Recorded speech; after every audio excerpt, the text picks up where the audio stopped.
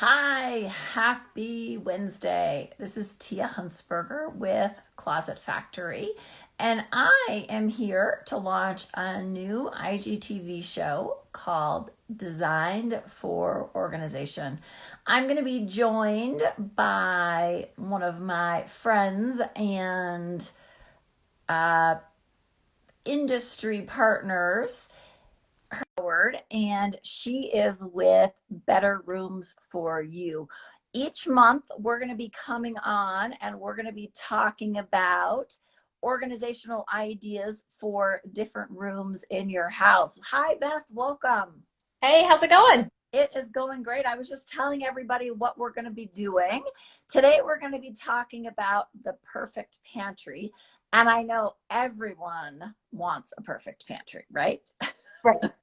Who doesn't? And the thing that I love about pantries is what's perfect for me isn't what's perfect for you. And I love working with my clients when I'm designing new pantry spaces for them. I really get to personalize it. And I've got to do some really fun spice racks, and I've got to do some really fun, custom built sizes and shapes. We'll talk more about that as we talk, but I really get to personalize them. So let's jump in, Beth, and let's talk about some ideas and thoughts about pantries. One of my questions for you, Beth, as a professional organizer, well, first of all, do you want to introduce yourself? I kind of introduced you, but do you want to introduce yourself and tell everyone who you are? Sure. I'm Beth Howard from Better Rooms for You, located in the beautiful town of Parker, Colorado, and I service the Denver metro area. And my quest in my company, Better Rooms for You, is to help you live better in your home. That can be getting out from underneath the clutter, designing new systems, preparing you to move. Um, it's just helping you with your things in your home. I love that. I feel like you're the person that helps us get out of overwhelm, right? Like when we're overwhelmed with our stuff, call Beth. She will save you. Yes. Thank you. Well, let's talk. I want to talk about one of my kind of things about pantries is depths of shelves. So when I go into Mm. existing houses, sometimes I go into houses with very deep pantry shelves, and sometimes I go into houses with very shallow shelves. Now, different people have different thoughts on this. I'll share my idea around this. I want to hear yours, and then let's talk about kind of how you work with both scenarios. So, for me personally, I've lived in kind of a couple scenarios. I actually prefer a larger, flatter shelf. So shelves that aren't really deep, because if my shelves are too deep, I forget what's in the back. I never see it. I'm not good about like doing a monthly pull out and reorganize and looking at that. So if things are too deep, I forget what's back there. What's your thought on shelf depths in pantries, Beth? Well, I kind of I think it depends on the space, and I think you Okay. would say that as well. You have to take with what you the space you have and work with it. When you have those deeper shelves, you do get those things that are kind of back in the back, and they live there forever. And then you look at the expiration date, and it's like 2 years old. And so, some of the ways to take care of that, besides rotating your inventory, there are those stackable shelves you can have. And I know that you have pull-out shelves as well that can Correct. help you bring that, and you kind of get a different perspective of what you have going on. So there's different ways to handle the more narrow shelf and the deeper shelf. I do super like the narrow shelf, kind of in that maybe a small side area that really can't take a deep shelf, and it's just right there and easy to see. So I both used of them, to I think, have their benefits. For sure. I used to live in a house where we had this, it was odd. We used it as a pantry, but they were just like these bypass door with shelves all along the wall in the dining room. And so we used a lot of that space as a pantry. The benefit of it was things were shallower for food storage. The downside of it, and this is when I think you should have deeper shelves, is when I had things like small appliances that I wanted to store on those shelves. A 10 or 12-inch shelf wasn't deep enough for those, and so all of those things then had to be stacked down on the bottom where the floor was deeper, obviously. I recently earlier this year, I did a pantry for some clients that we had we custom built some very specifically sized rollout trays and rollout shelves, and we planned them specifically for one in particular was for their toaster oven. So they had a spot where their toaster oven sat. Every morning they could pull it out, use it, and then tuck it back on this rollout shelf in the bottom. So that's definitely one situation where I think those deeper shelves become important. When I design pantry systems, and I've got it's like a walk-in pantry, oftentimes I'll suggest deeper shelves on one wall and shallower on the other, if that works for them. But I think there's kind of pros and cons to both. When I'm thinking when you're speaking, sometimes those items do fall into the back of the pantry and you do forget about them. And some people have different ways they process information. And if their items are not in front of them, that visual, quick glance, then you kind of forget. And then you go out and you rebuy what you don't think you have, but you already have it. And you get to have too much inventory. And so being able to see everything you have does have extra benefits as well. Actually, financially, that you're not spending that money and the time looking for it, all that stuff. Yes, I am definitely a true believer in a well-planned and well laid out pantry saves us grocery money, because I know for me, if I don't see it, I forget about it, like you just described. But I know there's been times where I've been at the grocery store being, oh, I need them.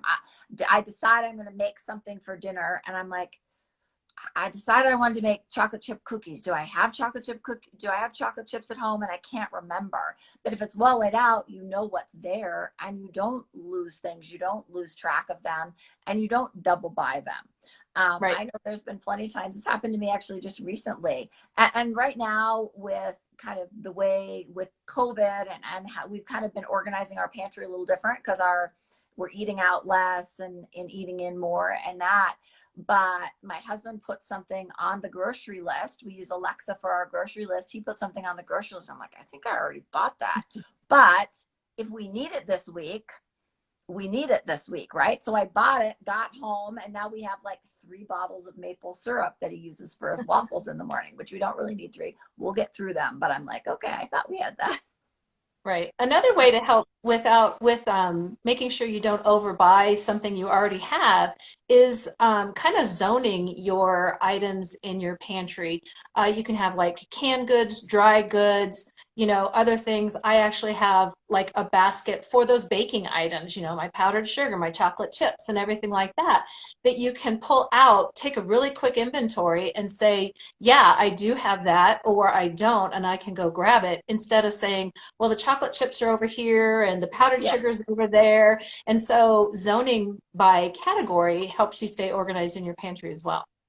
Zoning by area is the way my brain works. So if Yeah. I'm going to bake, I want to go to the baking shelf and have all the supplies there. And obviously every once in a while you need something that's in a different place, but I definitely have a section of my cabinetry that is for baking. I have a section for like pasta and rice, dried goods. I have a section for canned goods. And so kind of divide things up in that manner.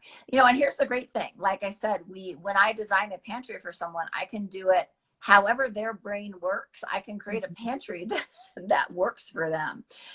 We have, spices is something that a lot of people keep in their pantry. Some people keep them in a drawer and a cabinet, but we have like a pre-built slide out. It's like a metal framed spice rack, which is a great option for people who have the right size spice bottles. If your spice bottles are not the right size, they don't fit in there. So I recently did just a nice pull-out drawer. They're going to label the tops. It's funny. I met this couple, and they have been married, and they both brought spices from their separate homes, and so they have this big bin of spices, and they're like, we just can't keep track of everything that's here. So we did these really nice pull-out trays where they can label everything and lay that in there. For me, one of the nice things about doing that versus the preset spice rack is it's flexible, right? If in a year they've gotten through all those spices and they don't need 3 trays for spices, one of those can then roll over into something else that they'll need in the future. Yeah. I like how you said adjustable because I know that oftentimes your shelves are adjustable. And when you reorganize or you buy something new, like if your kids want a certain type of cereal and that box is like 1 inch too tall for, the tallest shelf, you Yes. can adjust that shelf and accommodate.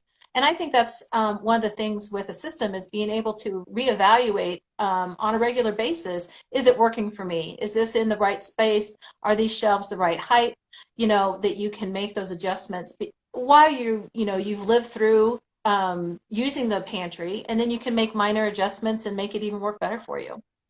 I met with a client the other day who they are actually turning a coat closet. It's a pretty big coat closet, but they're going to turn it into a pantry. And she's working from home right now because of COVID. Her kids are home, and the snacks for her kids are driving her crazy.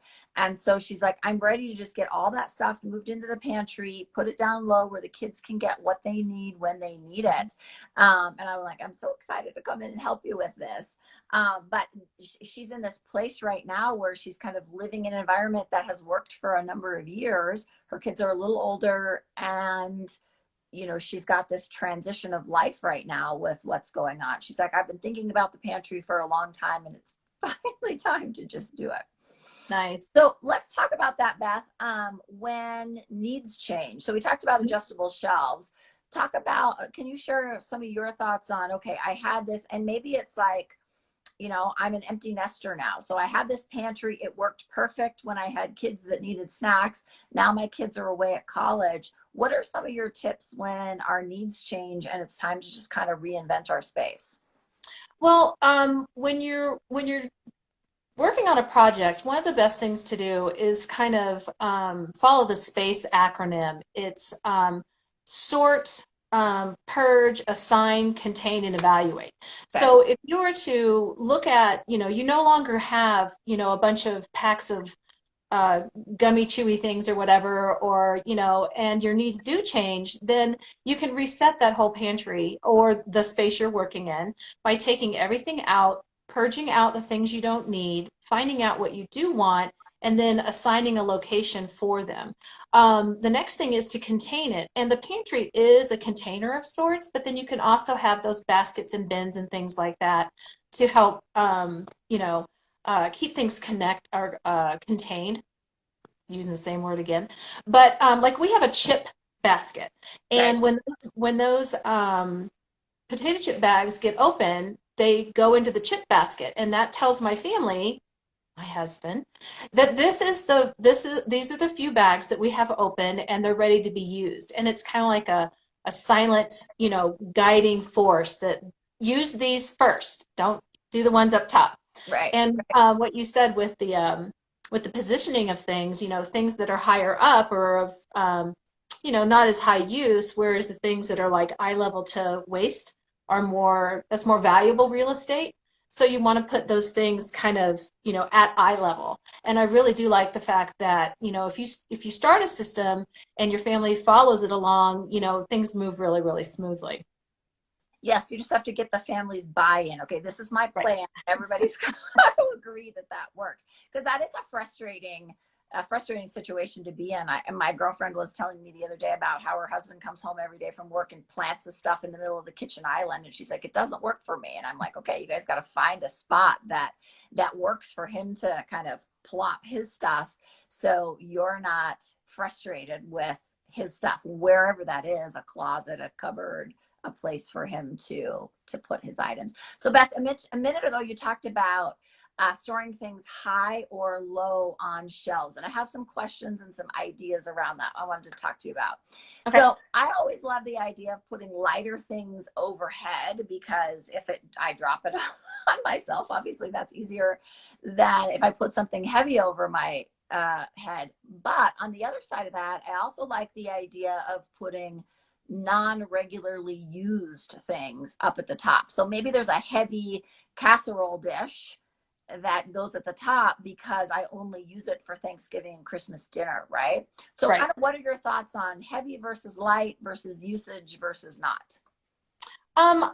I like to put heavier things like those bigger small appliances that like the KitchenAid mixer sometimes doesn't fit in the cupboards.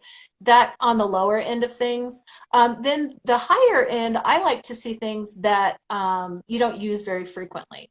Okay. And those things kind of, well, so you got the top and bottom, but I like the lighter things up top, the smaller things that fit well on the shelf up there, and then save the bottom space for the heavier bulky items, because when you're lifting down something that's heavy, then you could get hurt, if it fell Right. on you or something like that. So I kind of like the appliances kind of down low, and then those everyday lower use, even reserve, like my bags of potato chips go up high, Yeah. and then they'll come down when it's time. I love when I'm designing pantries and talking about how high we're going to build the shelves, depending on the Mm, ceiling height. I love to leave some open space. I think that top row of the pantry is the perfect place for the Costco pack of paper towels. right. It's light, you only need them, every so often you're getting one down. And I'm always like, okay, is there enough room above that top shelf for those paper towels? Not everyone stores their paper towels on the top shelf, but a lot of people do. And I think that's a good spot for those items to be Yeah. stored. So it Yeah. all goes into the planning. Yeah, I do want to say that I was looking through some of the pictures on the website, and I loved that you can make those spaces to hold cookie sheets and those odder big things that are sometimes hard to store in the regular kitchen cupboards, that you can have a specific place on where you set them on edge, and they seem to take up less space.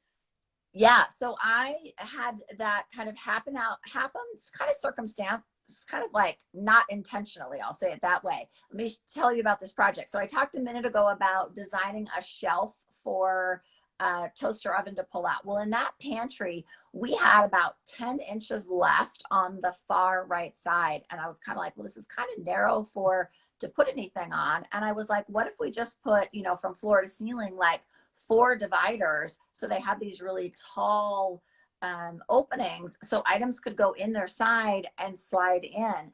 And I was really excited about the idea. It worked really well for them. They put cookie sheets and cutting boards and some other baking dishes that were flat and slid it in there, and it worked out really well. It was a very useful space for them, but it also worked out really well in my space planning because it was a space that didn't really have another purpose. But then it was not on their priority list. Like when I sit down and meet with a client, I will ask them, okay, what are your priorities in designing this pantry space? That was definitely not on their priority list, but once it worked out, it became a very, very useful space for them. Yeah, I could see that. I could see that. And I love it, as just kind of who I am as a person. I love it when projects come together like that. My clients are excited about the solutions that I'm helping them to create, which is really fun. I wanted to backtrack a little bit. We talked earlier about like food costs and things expiring when they end up in the back. Talk to me, Beth, a little bit about kind of what are your thoughts or what are your tips for the people that are watching today for organizing their pantry so we don't have that. I will make a confession. When I moved to Colorado and I unpacked my spices that had been packed in Washington and moved to Colorado, I found a container of powdered ginger that came from a store. If any of you are from Seattle, there used to be a grocery store there called Larry's Market. At this point, Larry's Market had been closed for like 8 years. And I obviously had bought this for some one recipe I needed, and then I never needed powdered ginger. So it was in the back. When my family packed us, they threw it in a box. I'm like, okay, I guess I got to throw this out. But I'm sure that happens to everybody else. I'm sure I'm not the only one. So let's talk a little bit about kind of cycling things through and how to make that 10-year-old container of ginger not happen. Yeah. If you reevaluate your pantry, obviously that's a time to do it. If you're doing spring cleaning, you can go ahead and look at all those expiration dates and things like that. Um, One of the best things to do is just not have too much. That's when you're going to start losing the items that you do have.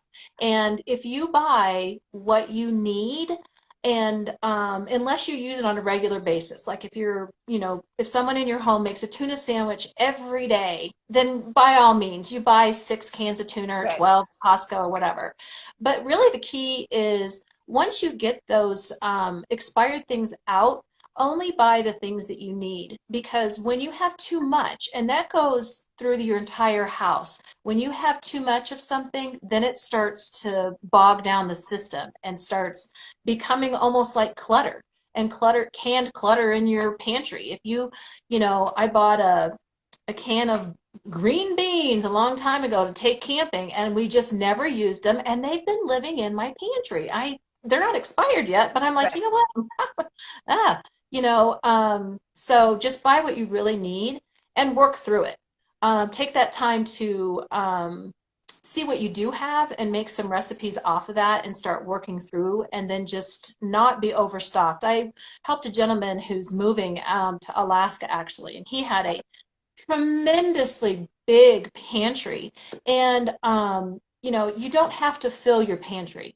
Right. Leave space for things to come in there, even if it's like, you have house guests coming and you have, let's say you bought a store-bought cake or something like that, and you got to shove that nice plastic container somewhere. You can pop it in your pantry real quick because there's room on the shelf. So, trying to work through your inventory every once in a while, like every year, or depending on how often you want to go through and just do a quick eval. But the less you have, the less you have to worry about that. Yes, I personally have this rule. I only, like, we all love a sale, right? So I have this rule Mhm. only when it's something that I buy every week. If it's on sale, I'll buy double or, a little extra because I know I'm just going to buy it next week. It's not going to get in the back of my pantry and be, 6 months old or a year old because I'm just going to Right. buy it next week. But if it's not something I use regularly, even if it's on sale, I don't buy it. And that's another thing too, when you go shopping, make a shopping list, because trying to remember what, like you said earlier, the chocolate chips, do I have them or don't I have them? Okay. But then also it keeps you from doing those impulse buys. Ooh, that looks really good. I need to make something with tahini. I don't know what it is, and then all of a sudden you've got a jar of that and you never use it. So, it's not just looking at expiration dates, it's changing behavior as well, I think. Yeah, absolutely. And you and I have talked about this before. We all think and process things differently. And so and I know that you work with your clients to really make sure that you're helping them organize things in a way that works for them and the way they think and the way they process, because we all do it different. Even my husband and I have different ways and I actually tell this story when I'm working with a client and I'm talking about storage in a closet. I fold my jeans up and stack them. My husband hangs his jeans by the waist. So he needs a very different type of space for his jean storage than I do. And he and I both have very different ways that we like to store things. He does it his way, I do it mine. We don't try to convert the other person, we just accept it. The kitchen is more my way because I'm in there more than he is, but he's got his little, like, he does these little instant coffee packs in the morning. So he's got a little jar with those in him right by where the water gets heated up in the morning. So that's his way to get the kind of the coffee part of the pantry organized for him. And I think too that it's compromise on, like you said, not only for yourself, how you think, but how your family functions as well. And it's like my husband makes like berry shakes or whatever, protein shakes, and he has a basket and has all his items in there. He can take it out, put it back in. If it was willy-nilly, I know it would be even worse willy-nilly, just shoving and going. So working and compromising who you have in the house help is important as well.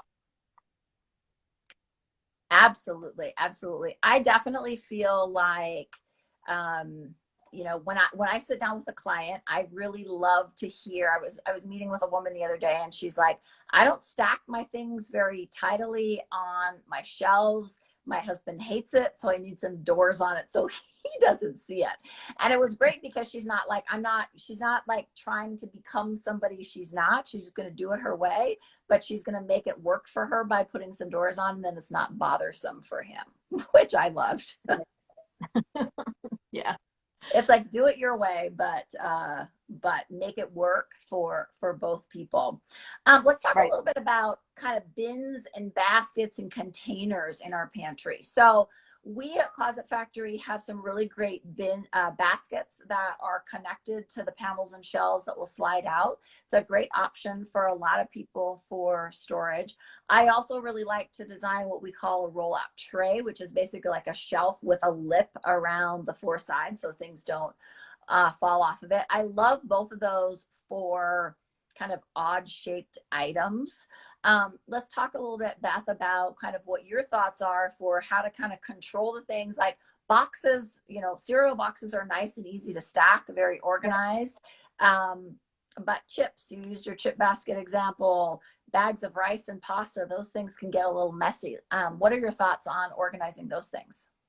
Well, I like to, like I said, with the potato chips, put them in a bin. I do have like bags of rice or something like that, and I do pour that into a container. Okay.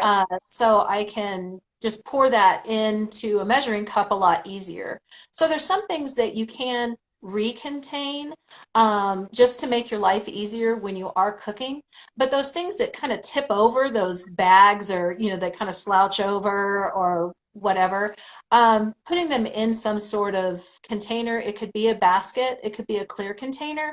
Clear containers you would be able to see, like let's say you do cereal bars or Lara bars or something like that. If you have it in a container that you can't see through, people might just pass over that and not even realize that that snack is available. But with a see-through container, you don't even have to touch it. You can look in and kind of see what's in that bin. Those are kind of nice to use.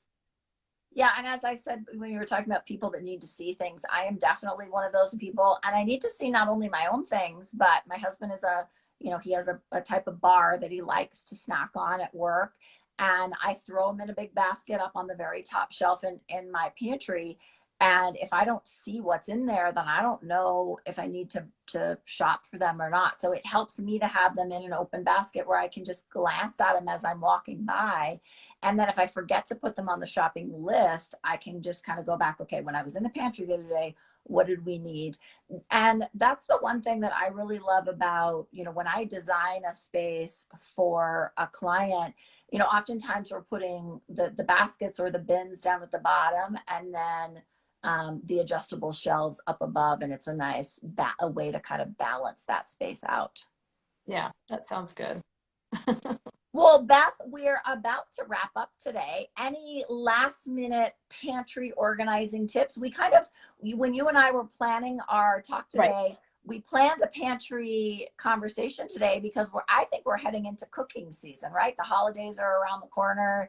That's when I might have needed to pull out that 10-year-old container of ginger that I didn't know was in the back of my pantry because it was, baking season. What are your thoughts for kind of keeping your pantry organized?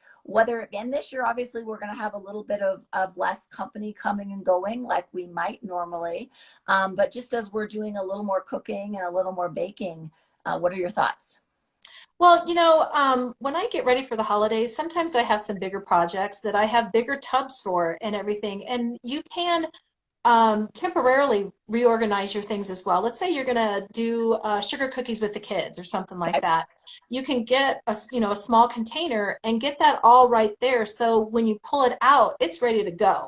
That type of a thing. I do have a quick story. Yes. The electricity went out in our house years and years ago, and we told my middle daughter, not to open the refrigerator. And she looked at us in panic and goes, "How long do we have to live on the pantry?" So the pantry is an important thing, life sustaining. Yes, that's funny. How old was she at the time? Right, about 10. Okay, perfect.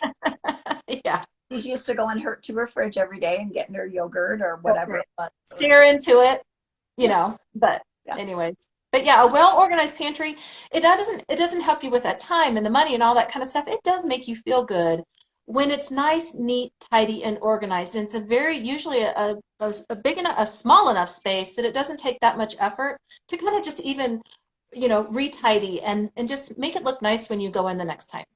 I think a well-organized pantry also can help with our waistline because I don't know about you, but I've had a long, busy work day. I come home, it's not quite dinner time. I need a snack. I open the pantry, I stare in there, and if I have the healthy snacks right in front, I can get to them. If I have to think about it, then I'm probably grabbing a less healthy snack. We do have a bin for less healthy snacks too, I have to admit. So, And I think that's perfect because you at least have the option to look in the healthy snack bin before you go to the unhealthy snack bin, right? choices, choices. Yeah. Yes, but you have it, you can make the good decisions when you know where things are. I mean, we've all Right. been in that space where like you can't find anything in your house and you order takeout pizza to get delivered because you just can't think about cooking. But if everything is where it should be, I'm a big meal planner. Every weekend I go grocery shopping and have my meals planned out. So that really helps me.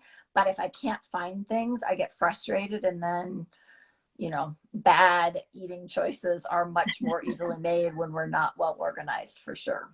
Right. Well, Beth, before we wrap up, let's talk a little bit about this show moving forward. So, as you guys are watching, if you have questions, if you post the questions live, we will try to see them and answer them. But if we can't see them while it's live, message me or message Beth. We'll get that in a future show question and answer time frame. We're going to be coming on once a month. It's going to be the first the first Wednesday of the month at 12 o'clock Mountain Time because we live in the Denver area. And each month we're going to be talking about a new subject. Next month, being that it's going to be the beginning of December, we're going to talk about holiday storage. And I know everyone can use help with holiday storage. So we're excited to talk about that. From my perspective, it'll be kind of where in the home we store our holiday items. And Beth's going to have lots of great tips on how to keep all of that organized and straight. And I don't know, I'll share this funny story before we wrap up. Many a times when I was a kid, we'd be opening presents, and both my mom and my grandma have been known to do this.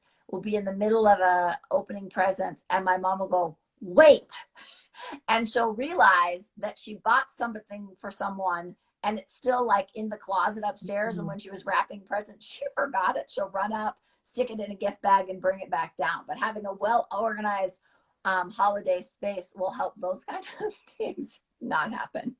For sure.